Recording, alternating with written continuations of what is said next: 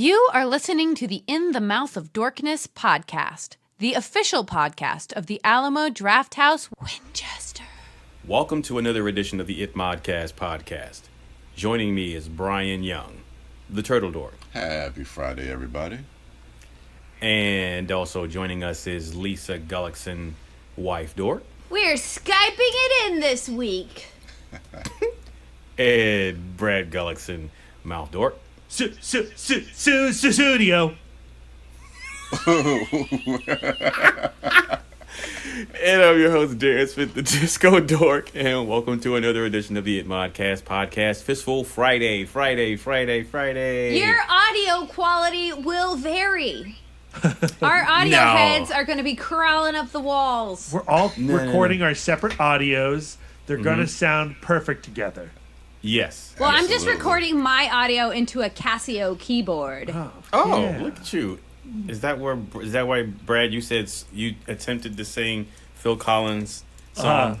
I didn't attempt nothing. That was like you were listening to it. You're like, ooh, is this the top 40? Ooh, in my dulcet tones. Oh my God. TGIFers, this Friday for our Fistful in honor of the release of Chadwick Boseman's 21 Bridges, finally coming to theaters, we have a fistful of bridges. Yeah. A fistful of Nash Bridges. Yeah, what? Nash Bridges. It's our favorite moments from the show. Nash Bridges. Say that. I would have to have watched that show to be able to contribute to that particular fistful. My favorite scene in Nash guy. Bridges is when Cheech tells us all about the different flavors of pussy you can get into the titty twister. Whoa. That is from a film called From Dusk Till Dawn. Oh, that wasn't Nash Bridges? Not safe for network television, that particular conversation. I'm confused. Brad's had an aneurysm, and now he thinks that all media is Nash Bridges. Oh my goodness. Well, while Brad recovers, Brian, would you start us off with your number 5 and your fistful of bridges? Yeah, I guess I'll kick it off with one that somebody, I'm assuming somebody would have this on their list, and it will probably So you got to put it at your 5? Yeah, pretty much. That is dirty. I'm sorry, guys, but like I said, you guys can still use it. I'm not taking it away. It's not off the board. So I'm going to choose the 2011 film starring Andy Serkis and James Franco, Rise of the Planet of the Apes, where the climax of the film takes place on the Bay Bridge in San Francisco. It's a great action set piece that takes place on this bridge. You have Caesar and the apes making their final front against the humans as they escape from the facility and make their way to the San Francisco Bay Bridge. And it's a pretty great scene that actually has a lot of different set pieces that happen in different parts of the bridge. I mean, you have some of the orangutans that are swinging below the bridge to get around some of the police and military forces that are on the bridge. Then you have helicopters happening. Then you have the apes that are you have apes on horses that you see initially that we're going to see in some of the other films moving forward, and also the sequence when they use the bus as a shield. There's a lot going on, and just to be able to stage this set piece right on this bridge, I think lends itself to an exhilarating third act climax for this film in Rise of the Planet of the Apes. I had this on my list briefly, but don't worry, you haven't spoiled anything for me as of yet. Okay, good. I know. I was thinking Brad may have it on his list. So I feel like as of Brad. right now, I am on a rickety bridge because every time someone on Skype stops talking and I don't hear any sound, I think our Skype has gone out. No. Our internet still here. is a rickety bridge. Oh my gosh. All right, well, that's good. Well, that's an okay pick. Oh, wow. Right. Okay. I thought that was a great pick, considering it's a pretty good that pick. I That was- briefly considered putting it on my fistful. That was literally the first thing I thought about when we came up with Bridges. Really? Not X-Men Last Stand and Magneto? No, actually, that was because I was thinking of the Bay Bridge, and those two movies came to mind, and I was like, I'm not putting X3 on this list. Can I ask a question suddenly? Is it called Yeah. the Bay Bridge and not the Golden Gate Bridge? Oh shit, my Are bad. those not two different bridges? You're probably right. Yeah, you're absolutely right, and I should know because I was born in San Francisco. You were born in San piece of Francisco? Yeah, I did not know that. yeah. I never lived. I was born there, but I pretty much. Three Yeah. dorks His were all Brad, born in Brian's San Diego, nickname as a kid was California. Rice-A-Roni. What's that? He's a San Francisco treat, is what Darren's saying. If he were going back to the place of his birth, he would have to wear flowers in his hair, or he should. He should. Yeah. I would have to grow my hair out. I would have to put it in my ear. 'Cause I That's a terrible song. Is that I part have- of the If song? you are going, you should wear a flower in your ear. yeah, I don't have hair. There's nowhere for me to put it. You have hair. It's just very close to your skull. He's shorn Yeah. like a Oh, scrub. All right, Lisa, what is your number 5? My number 5 is I briefly was toying with a real clean Segway, but we derailed, we debridged. But mine is the rickety bridge in the episode of Lost called Numbers. I know it's unconventional to go with a TV pick and a fistful. But honestly, this was the first bridge I thought of. And this is my absolute favorite episode of Lost. So this is the episode where Hurley has discovered the numbers in some of the documents from Russo's hideout. And this brings back his past in the mental institution where one of his fellow patients was chanting these numbers, and he then played these numbers in the lottery, and from that point on he saw this terrible pattern in his life that wonderful things would happen to him, but terrible fates fell everybody around him.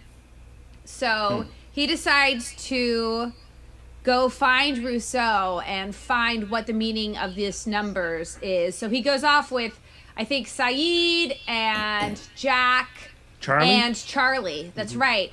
And so, and Hurley is trying to tell them not to come with him, but they see him as a less capable survivalist because of his carriage, which is unfair because Hurley does very well on the island. But there is this long, rickety rope bridge that crosses this ravine, and Hurley has no qualms about crossing this bridge. He is a man on a mission, and he knows that terrible things don't really befall him anyway. So he goes across the bridge, and he's like, you can follow me or not. And Hurley makes it over the bridge just fine. But then the much slighter, more petite Charlie goes to cross the bridge, and the bridge breaks. Yep, and that's it. That's my number 5. Lost, All right. a great TV show. So good. It's one me and Brad revisit every couple of years. It's a great rewatch.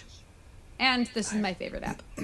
I've never seen it. Oh my gosh, this is where we start the Darren and Lisa Lost podcast. Yay!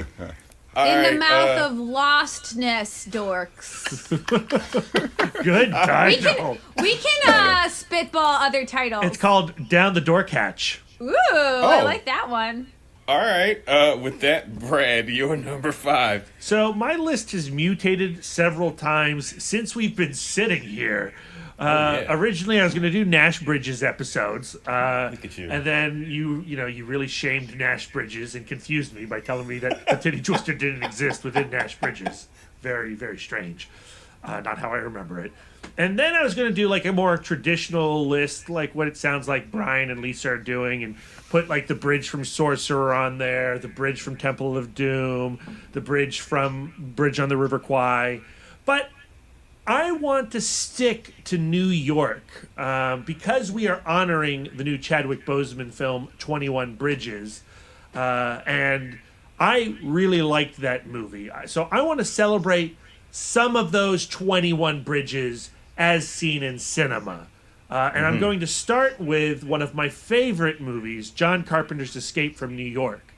And at the end of that film, Snake Plissken, he's got to get the president out of New York. He's got to free him from the Duke, played by Isaac Hayes.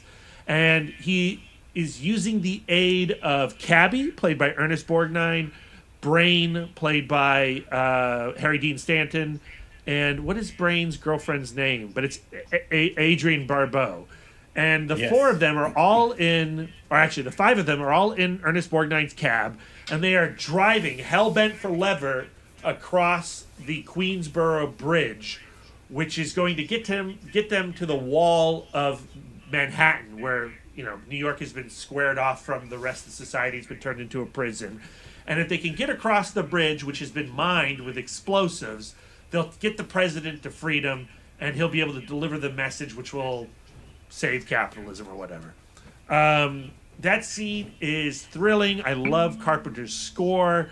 Of course, they start to hit some mines. Cabby's cab explodes in half, and Brain, Adrienne Barbeau, and Snake and the president have to run for their lives to the wall without the cab.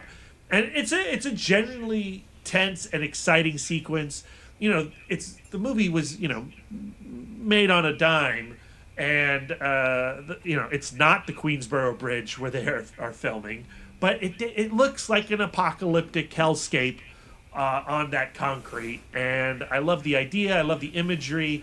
I love the frustrated badassery of Snake Plissken, as performed by Kurt Russell, and of course they get across, or at least Snake does, not those other poor fools, I'm afraid. And the president gets up that wall, and he rains fire upon the Duke. And I love Donald Pleasance as the insane president of the United States. He's probably playing Trump. He's probably playing Trump, I think. But yeah. Escape from New York, Queensboro Bridge. Fistful of bridges. All right. Nash. You sound disappointed. A little bit. I want to talk Why? about the titty twister. What? Keep going. You can. I'm sorry, Brad. All right. Anyway, my number 5. My list kind of morphed and transformed as well. It was going to be, I was going to have like Jeff Bridges and other types of bridges and stuff like that. But I kind of settled on, actually it's like a mix. So I'm just going to jump right into it because my number 5 is the Rainbow Bridge in as depicted in the MCU and the Thor films. When those films, the first Thor was announced, I was curious as to how they were going to bring that character, not only that character, but more importantly, Asgard to life as its first cinematic big screen depiction. And, Kenneth Branagh's film. And while, that's not my favorite Thor film, and that's only just for, narrative reasons, but aesthetically, I love what he and what would be done in subsequent films, Dark World and also in Ragnarok. I love the way that Asgard is depicted, and that Rainbow Bridge and how that leads to the Bifrost, and how they use the Bifrost to actually create a bridge in it of itself to transport beings throughout the galaxy. I felt like that was a really ingenious depiction of some really heady concepts for a Marvel film coming on the heels of Earth-based fantasy of Iron Man, and the groundedness of that, and what Iron Man was rooted in as far as not just character but technology and things like that. Because you have repulsors and repulsor technology, but Iron Man's suit, he's just a red and yellow RoboCop basically. He and he can fly, but with Thor, you add the element of magic, or that universe's version of science, which we would call magic. But that Rainbow Bridge, just the way that it looked cinematically, and then how it was used in subsequent films, like that last skirmish at the end of the movie, where it's actually in Thor Ragnarok, there's also fighting on that bridge. But like one of my favorite scenes is when he's fighting Loki, and he puts Mjolnir on his chest, like when they're on the bridge. But just how that was depicted in film, visually, I always felt like it was a stunning image. So I got to put that as my number 5, my Fistful of Bridges. Brian, your number 4. So my number 4 is going to go to an animated film, and the bridge. What do you call? I guess I could just use Lisa's phrase. What you call it? The rickety bridge. The rickety bridge. Like, is that the one similar to the one that's in Temple of Doom at the end of that movie? I would define that. Yeah, that's right. That's where I'm going. So yeah, you got it, Darren. My number 4 is Kung Fu Panda. Nice. It happens about right before the third act. This is in the first film where Tai Lung, played brilliantly by Ian McShane, is coming to fight the Dragon Warrior, who has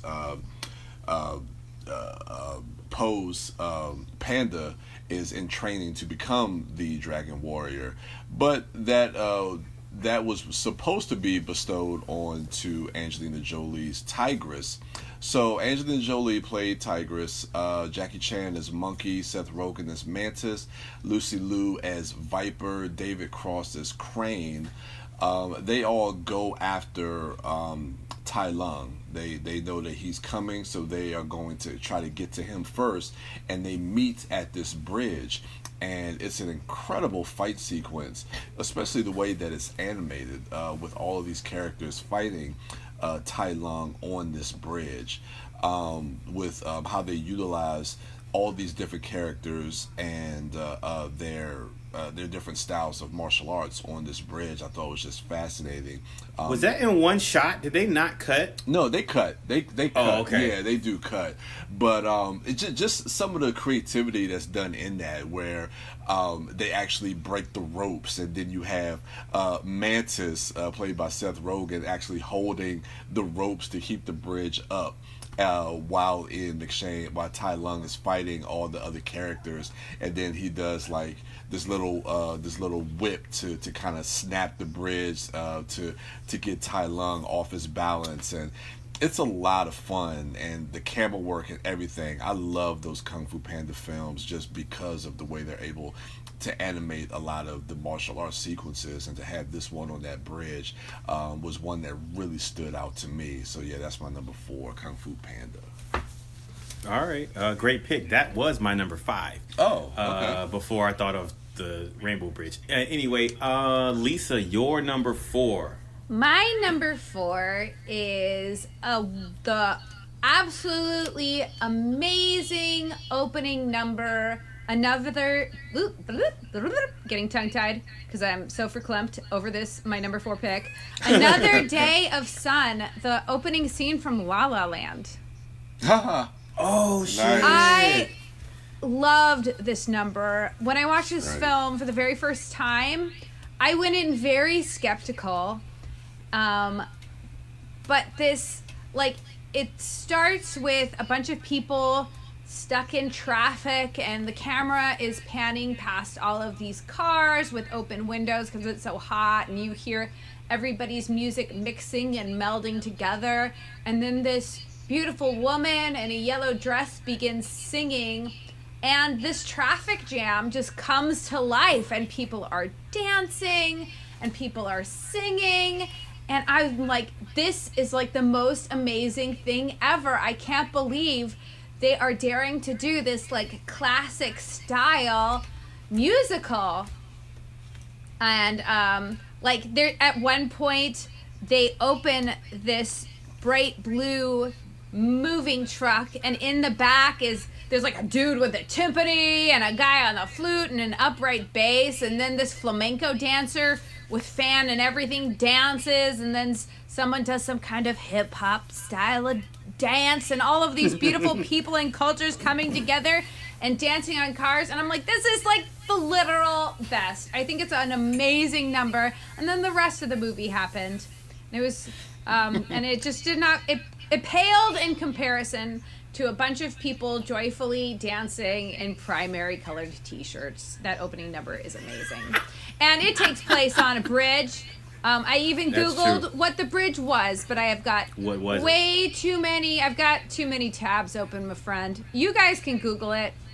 All right. I've got too many. Oh, nope, I found it. Huh? It's on, the location is an 130-foot high express ramp. So technically it's a ramp. So keep that in mind if you're going to do the jumps scene from Speed, because that is also a ramp technically. But I think it's a Goddamn, bridge. Lisa. The judge, Harry Pregerson interchange in Los Angeles. Okay. Pregerson. Well, thank you. I would have It's teased funny- that kid, and I'm not a bully. Oh my gosh. All right, Brad, you're number 4. So we went with the Queensboro Bridge for number 5, and Yep. I almost went with the Queensboro Bridge. I can speak. The Queensboro Bridge for my number 4, because that is the one that the Green Goblin tossed Mary Jane from in the original Sam Raimi Spider-Man film. But I don't want to Right. do the Queensboro Bridge 2 times in a row. So I'm going to go back to the comic book. I'm going to jump mediums. We're going to go with the Brooklyn Bridge as it was depicted in the art, even though the text referred to it as the George Washington Bridge. In the original Amazing Spider-Man comic number 122, written by Jerry Conway and illustrated by Gil Kane, which depicted the death of Gwen Stacy at the hands of Green Goblin, a.k.a. Norman Osborn. This death was a massive shock to readers at the time. I know that Stan Lee himself was a little upset by it because he had created Gwen Stacy with John Romita. Or did he create Gwen Stacy with with Steve Ditko? Ooh, Google that, listeners. I'm gonna have We're to do giving a that lot myself. of homework. Yeah, tonight. homework's good. Anyway, Stan Lee was upset, readers were upset, but this incident radically altered the chain of events in Spider-Man's life going forward. And for the long time, it was one of those deaths that was sacrosanct like Uncle Ben's. You just don't undo it. Since then, they've played around with clones and children of clones and alternate universes and Gwen pools and Spider Gwens. But this original death from the heights of the Brooklyn Bridge / George Washington Bridge, it is a high water mark or a high bridge mark Ooh. in the narrative of Spider-Man's life. I don't think a bridge mark is a thing, but I respect your swivel. I just came from a birthday party. Happy birthday, Robert! You just turned 50, Yay! and I had a bunch of Yay! martinis. So I'm doing good, good talking. All right. Anyway, so I'm 3 bridges. I've talked about 3 bridges of the 21 in my list of a fistful of 21 bridges that are not Nash bridges. Yes. All right. My number 4, sorry, Brian, is going to be the bridge in Miami, Florida, that the chase sequence takes place on in Michael Bay's Bad Boys 2. Okay. I'm so sorry, Brian. It's Was that- rude. I feel like Brian does have all bad boy dibs. Dibs That's on all all things right. bad boy. All right, you know what? He can have it. I'm going to offend Lisa. So instead of that one, I'm going to go with the bridge for the last scene in Lock, Stock, and 2 Smoking Fuck Barrels. you! That's my number 1! Double back! All right, I'm going back. So I'm going to go with the bridge. I'm going to skip all the way to my number 2. I'm going to go to the bridge in the opening scene of Mario Van Peebles' classic New Jack City. Oh yeah, that is classic. I forgot. shout out Mario to- People did do one classic. Shout out to Physics, Rap Dork. We talk about this opening scene all the time. It's a helicopter shot over the opening credits, and the music starts, and you hear Gerald Levert singing "For the Love of Money," and we're going towards New York City, and we get to this bridge, and it's a pretty extended sequence because the title card comes up, the names of the different actors comes up while the song is playing. So the helicopter takes its time in this particular shot, and the scene ends on Wesley Snipes, Nino Brown, and the Man holding someone over the side of the bridge by their ankles, basically in an act of extortion. Nino Brown wants his money, and he delivers the famous line when the guy pleads to Nino Brown. Nino Brown says, money talks, bullshit runs the marathon. So see ya, and I wouldn't want to be ya. And he drops the guy off the bridge. And I remember seeing this film on my birthday when it came out, way back when. I remember a dual response in the audience. There was a bit of laughter, but there was also some shock in that it kind of establishes right off the bat, Nino Brown's his coldness and his ruthlessness, which the film, as it goes on, would just escalate even more and more and more, even to the point where he ends up, killing someone, his childhood friend. But yeah, that opening scene, just the filmmaking going, that movie, I'm not joking, and it's not tongue in cheek when I call that movie a classic, because if you go back, the filmmaking on display that Mario Van Peebles does with New Jack City, say what you will about the script or whatever, but the filmmaking it still holds up to me. It's still incredible. Like, the cinematography is insane. Like, the camera angles, the shots, the composition. There's so many different sequences that are so well shot for such a low budget indie movie, and for his directorial debut. I still hold that film in high regards. But yeah, that opening scene, it's so memorable. It's so memorable. That was the first, when you said we're gonna do a Fistful of Bridges, that was the first one that popped in my mind. That sequence. So that's my number 4. It was my number 2, but I had to replace my number 4. So I got to come up with 2 more real quick. So Brian, take it away. You're number 3. So I got 2. So I'm actually going to do a poll with you guys. Will you want comedy or action? Ooh, action. Comedy. Oh. Action. Outvoted. Comedy action. Okay, comedy. Okay, so I'll go with that one. So my number 3 comes from a comedy of a local anchorman from San Diego, Ron Burgundy. There's a couple of things that he loves. One is a great glass of scotch, and another is his friend Baxter. But Jack Black disrupts that by kicking Baxter over the bridge. Oh yeah. So how about this? Now this is happening. No, this is happening. And to Ron Burgundy's dismay, he loses his one of the things that he loves most, his friend Baxter. But Baxter is okay. He comes back. He should have thrown that burrito out the window, and ruined his bike. So that scene I thought was actually kind of funny. So but safe. No dogs were hurt in the filming of that movie. So, and I do love animals. I just thought it was extremely funny that Jack Black decided to get revenge by bunting his dog over the bridge. So, there's nothing more to say about that. Anchorman is my number 3. All right, good pick. Lisa, your number 3. My number 3 is the bridge scene from A Quiet Place. Oh man. Yes.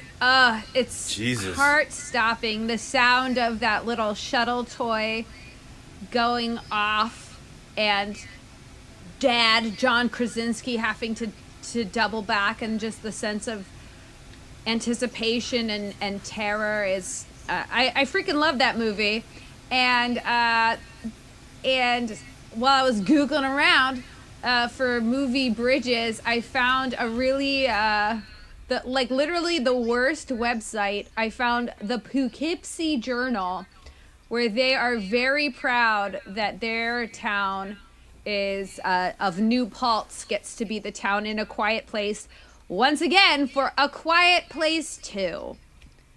Oh shit. Why is this movie happening? But there's because why? Answer me. I kind of wanted it, Lisa. But I'm that's, sorry. That's I was show business. You gotta leave them wanting more. It's not a restaurant. I know. You're not just supposed to keep giving them stuff until people are like, "No, thank you, I'm full." You're supposed to go like, "That's an amazing standalone piece of art." John did you hear the Krasinski. news? I'm sorry. Did you hear the news today? What's the news today? They've updated the script for A Quiet Place, and they've mixed it with Joker, and so it's Joker in A Quiet Place. Shut the fuck up. Yeah. Well, I'm sorry. I feel like Dan Aykroyd in Ghostbusters. Like I thought it was the one thing I thought about, and I willed it into existence. So I apologize. But it's gonna be great, maybe. I think Joaquin Phoenix and Emily Blunt, they're gonna go well together. Oh my gosh, there's a very sweet picture of John Krasinski and Emily Blunt holding hands, walking across that bridge, and just throw a little Joaquin in the mix. John Krasinski's dead, so Joaquin, Joker, and Emily Blunt. He's still there directing the film. Oh yeah. No, you know what? What if Joaquin is his mural from Signs, and since he's had previous alien experience, then maybe his expertise can be of use. But he's the Joker. Like you. Yeah, and he has a bat to swing away, except it's Harley Quinn's bat. Oh. And that sets up the sequel, Joker in A Quiet Place in Gotham with the Birds of Prey. And Emily Blunt is turning into Harley Quinn. I'm driving through a bridge. I think I'm losing you. Oh, okay. All right. Well, that was a great pick. Brad, your number 3? My number 3 is the Troll Market in Hellboy 2, The Golden Army, which can be found beneath the Brooklyn Bridge.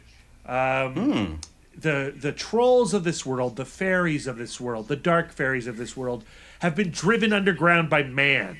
And they are sick and tired of it. They want to come up into our streets and reclaim the earth. They're tired of hanging out below the Brooklyn Bridge, having a really cool bazaar. And that's probably my favorite sequence from Hellboy 2, because it's kind of like the Star Wars Cantina sequence from A New Hope, where Johann uses his ectoplasm to unlock the door, and they go in there, and Guillermo del Toro and Wayne Barlow and all his designers go wild with the creatures and the aliens and the forms and the designs, and it's so gorgeous and rich and weird and wonderful. It's amazing. It does feel like the first time we went to Mos Eisley together in 1977, before we were all born. And like, I love that wonder. I love when a film can still give us that wonder, and I think that Hellboy 2 does do that. For as much crap that I give the Guillermo del Toro adaptations of the Mike Mignola comic, they are filled with beauty, and this is one of those sequences. All right, great pick. My new number 3, since I had to jettison my other 2, I'm gonna go with the bridge sequence in Inception. Where the van gets knocked off of the bridge. Just because that's really just a starting point for the complexity of the execution of the particular narrative and the going in a dream within a dream and in the different layers. I don't know that prior to that I had any knowledge of that type of background on dreams, or if there was such thing as multiple layers and things like that. But I will tell you, in the way that Christopher Nolan presented it, I won't necessarily say that I found it maybe plausible, but I will say that at the very least, cinematically, it made for very unique storytelling. But then how he chose to execute that visually, it made for a really complex and exhilarating action sequence. But also the storytelling that's going on within that scene. And Christopher Nolan, as we know, he excels at that. And so, you know, as a very high concept, and in the hands of any other director or a lesser director, that really could crumble under the weight. You know, the execution of that could really crumble under the weight of that concept. But I found that Christopher Nolan, not just within this particular sequence, but every sequence in the film, just executed it perfectly. And so I remember, it's been a while since I've seen Inception. I may have only seen that movie like 2 or 3 times, but I can remember seeing it theatrically, and I remember my emotional experience watching this particular sequence. And not any type of, I wasn't crying or anything like that emotionally, but I just remember being on the edge of my seat. I remember clenching my fist, just being, you know, if having a very intense anticipation or suspense wash over me. And so, but also just reveling in how cool everything looked and just how unique it was for an action picture with a science fiction slant to it. So that's my number 3. It's going to be my number 3, Christopher Nolan's Inception. Brian, your number 2. So for my number 2, it's going to be a film that I personally enjoy a lot, and I always feel like I go to bat for this movie as well. It's a film that came out 2008. It's a found footage film from a director that we now revere, we love, Matt Reeves, from Bad Robot. It is Cloverfield. It is the scene on the Brooklyn Bridge, I believe, when they're trying to evacuate people from the city and the monster attacks.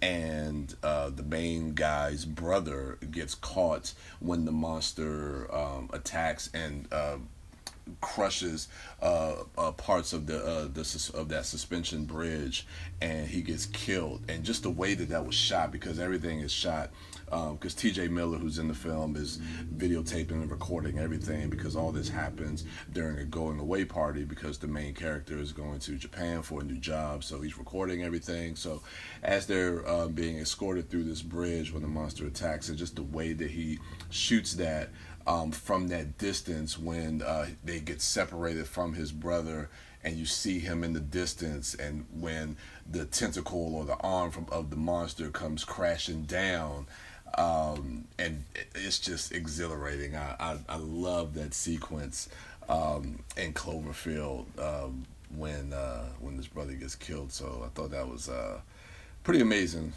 for a bridge sequence, Brooklyn Bridge and Cloverfield. All right, Lisa, your number 2. My number 2 is from a beloved franchise, though this particular chapter I don't return to as often. It's Back to the Future Part 3, the one in the Old West. That film climaxes with, I guess the DeLorean has run out of charge. It's not working anymore. So Marty and Doc do a train heist, and they take a train by gunpoint, and they want to get the DeLorean, the physical DeLorean, up to speed. But there's one problem. The bridge is incomplete. But the bridge is not incomplete in 1985, and luckily they hit that critical 88 miles per hour in time for Marty to zoom back to 1985. But because Clara was in some kind of lady peril, Emmett stayed back to rescue her. Marty presumes that they died in the train crash, but the film ends with the steam locomotive fully fitted with one of those Y-shaped time travel doodads in it, and he's traveling on a train through time, folks. Flux That would capacitor. I cannot There believe you go. I almost got my nerd Yes. card revoked, and it was given to me on Almost. such tenuous circumstances in the first place. Well, you pulled through, Lisa, like I knew you would. I did. I did wait, this wait. film, but Time out. Yes. Sorry to interrupt. I almost incurred your wrath because I said I was going to pick Lock, Stock, and Two Smoking Barrels. Rude. And you said that was your number one, yeah, and this is your number two? yeah, it's a beloved film. Where the fuck is Head? Holy shit, fuck! I forgot it. What? I did. I didn't include it. Yeah, I should just have you make my fistful as I'm sweating over here, sweating into a search engine, trying to get movies with bridges in them. And the best I can come up with, the second best I can come up with don't is know what you're talking Back about. to the Future. I just knew that was your number one. It seems obvious, doesn't it? Yeah. Damn Okay. it. It's okay. All right. It is okay. I think I'm the Okay. only person swearing on this episode. It's made me suddenly self-conscious. Oh, fuck no. Oh, okay, All right, good. Brad, you're number two. I was talking about titties, remember? And pussy What? and stuff. With the Nash Bridges episodes. Jesus. You were distracting me. No, I blame Brad. Okay. Brad, you're number two. Yes, my number two. Sticking with my theme of New York bridges, I'm throwing in a little bit of a curveball here. I'm not talking about a bridge that people drive on. I'm talking about a bridge that people walk on. It's in Central Park. It's the famous Bow Bridge, or is it Bow Bridge? I've never been to Central Park. Do you know? Yep. Is it Bow or Bow? I do. Which? Yes. What is it? That one. Yes. The one you said. Yes. The brother of Jeff. Yeah. Okay, Brian. We're all making jokes today.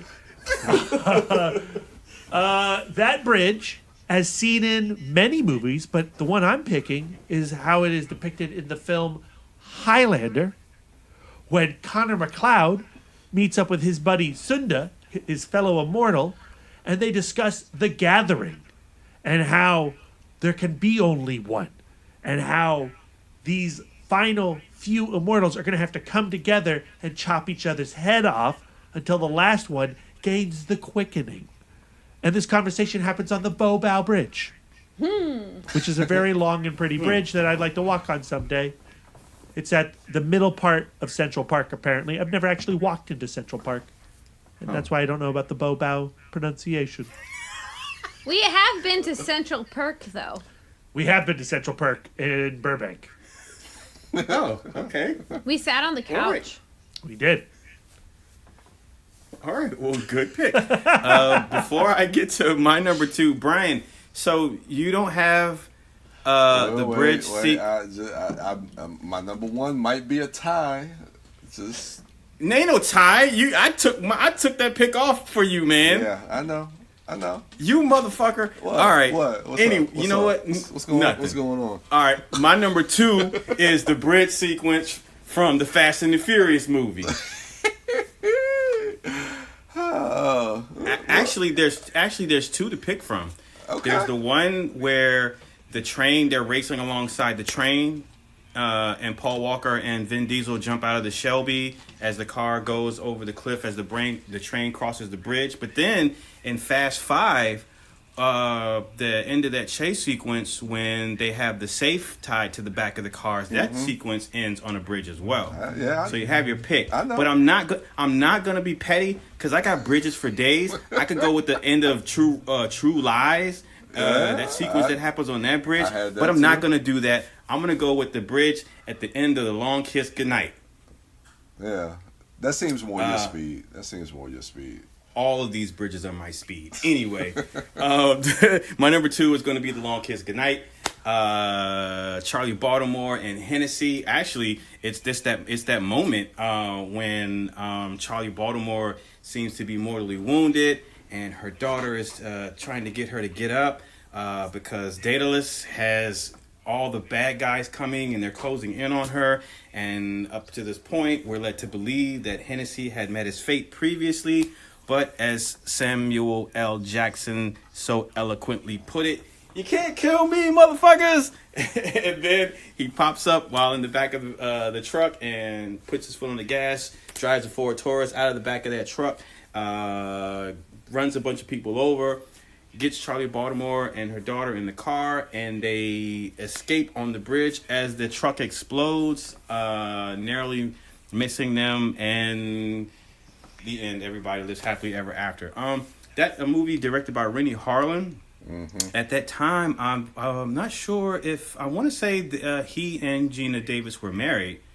At that time, Possibly, I think so. But it is my favorite. One of the best Christmas movies ever made. Written by Shane Black, co-starring Brian Cox is in that movie.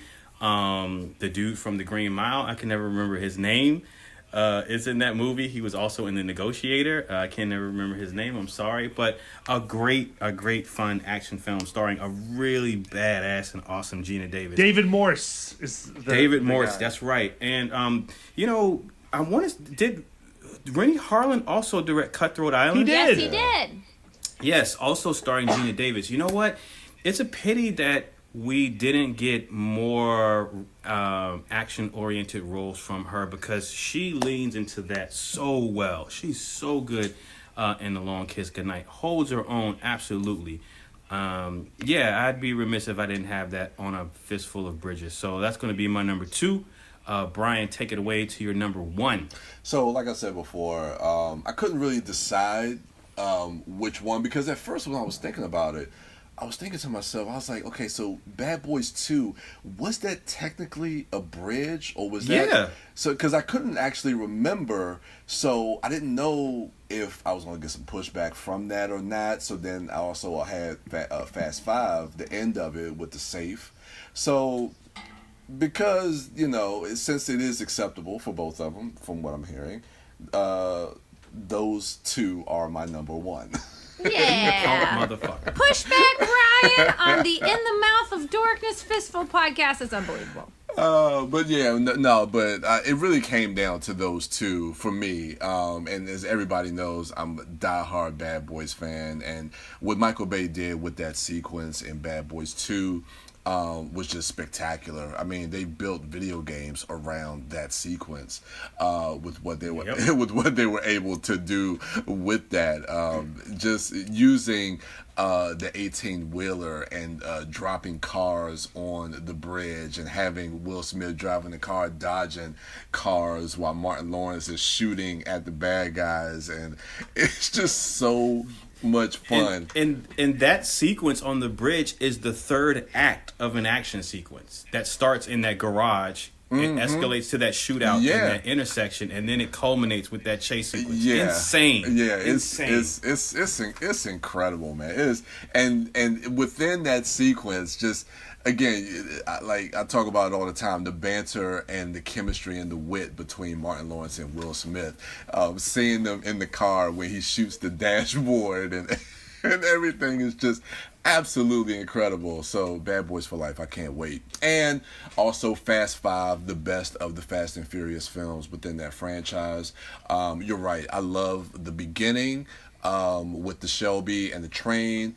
I think that the way Justin Lin directs that sequence, but I love the end of that movie, which to me feels more in line with going with A Fistful of Bridges, when you have Dom Toretto when he lets the rip go from Brian O'Connor's car, and then he goes back and he's just swerving back and forth and knocking these police cars over the bridge into the water, and then the one car is chasing towards him with the mini gun on top and shooting at him, and it's insane. It's absolutely insane. But I think that's just a riveting action sequence on that bridge.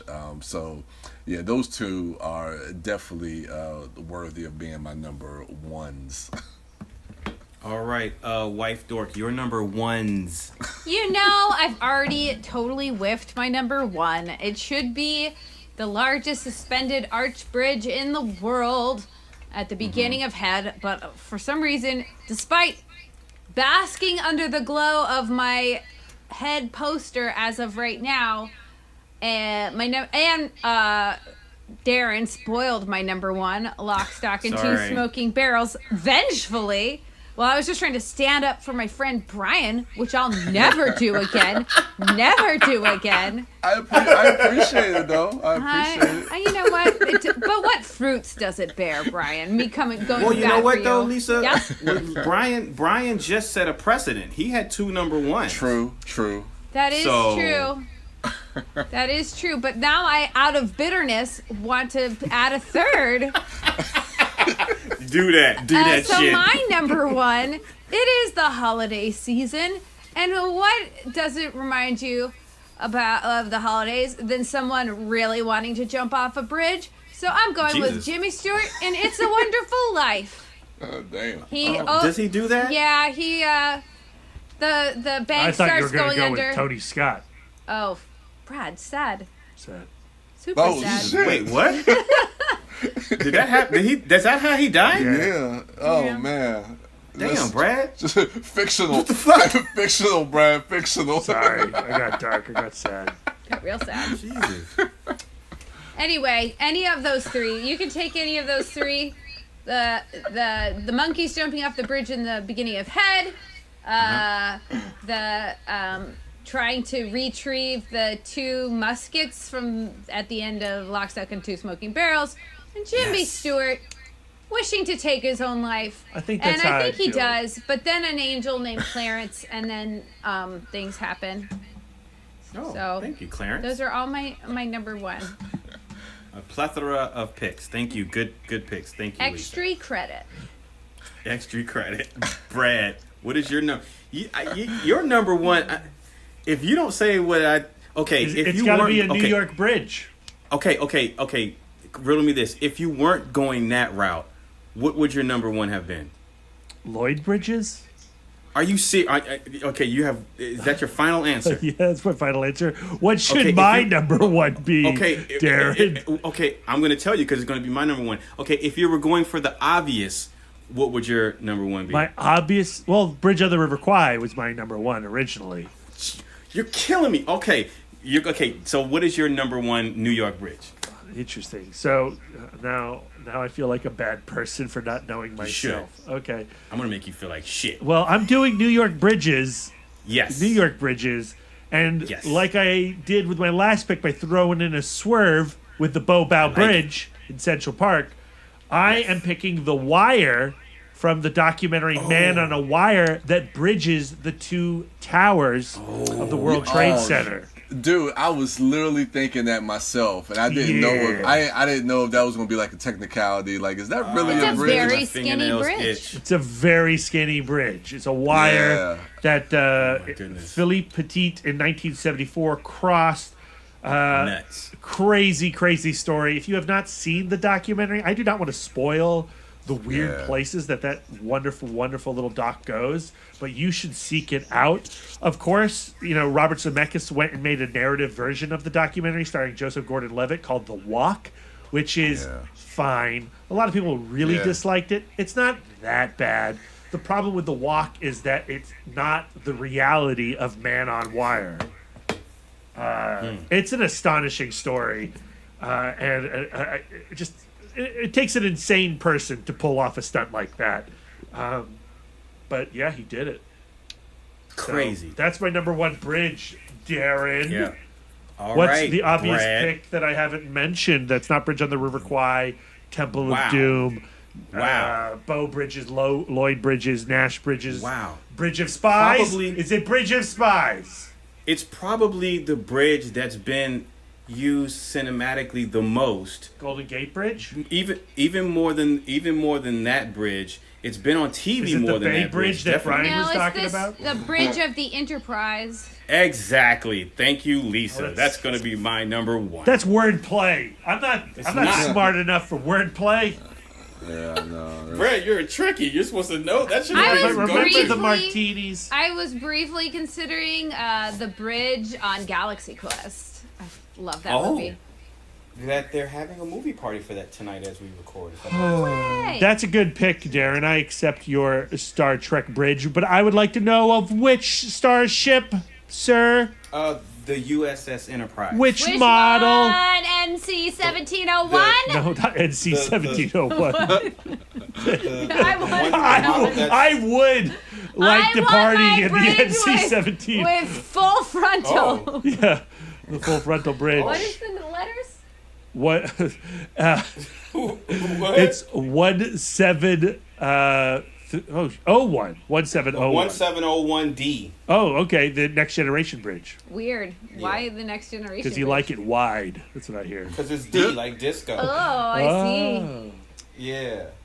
So yeah, that's gonna be my number one. Because I couldn't think of anything else, and also because I changed my mind about the Golden Gate Bridge in The Last Stand, and also the Golden Gate Bridge as seen in the opening of Pacific Rim, which is also the Golden Gate Bridge that was in Godzilla when he emerged in 2014 in Gareth Evans. Oh, I Evans thought you were film. going to talk about the bridge that the Roland Emmerich Godzilla ran across. Yikes, we won't mention that one.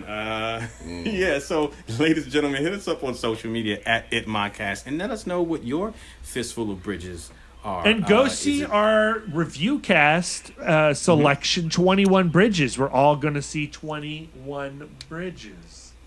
All right. Yes, do that so you can listen to our review cast and not have it spoiled for you. Because we're going to get into spoilers, I'm assuming. Yeah. Yeah. I've seen it. Okay. It's good. All right. Brad has seen it and it's good. It's good. So you can follow the podcast at ItModcast on Twitter, Instagram, and Facebook. You can follow Brian at the Turtle Dork on Twitter, at the Turtle Dork 1 on Instagram, and at Brian William Young on Facebook. Brian, was speed ever on your list when they jumped that gap? Would you count that? Because Actually, I was going to put that on there, and then Lisa said there was a ramp, so I was like, well, she set a precedent. We did the La La Land thing that was Yeah. technically a ramp. Yeah, I could know. edit that out. Lisa, that little factoid, so no one will know it's a ramp. Yeah, but it's raised. It was 130 feet. It's attached to the ground at both ends. It's a bridge. Yeah.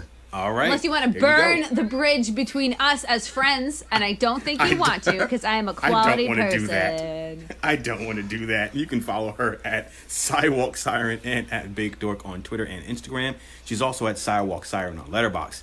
Brad is a little loosey-goosey over there What? at Mouth Dork on Twitter, Instagram, Facebook, Letterboxd, and Untapped. And I'm Darren Smith, the Disco Dork on all social medias. That is going to do it for us. Thank you all for listening. Enjoy the rest of your weekend. Go see 21 Bridges. That's going to be our review cast. And until next time.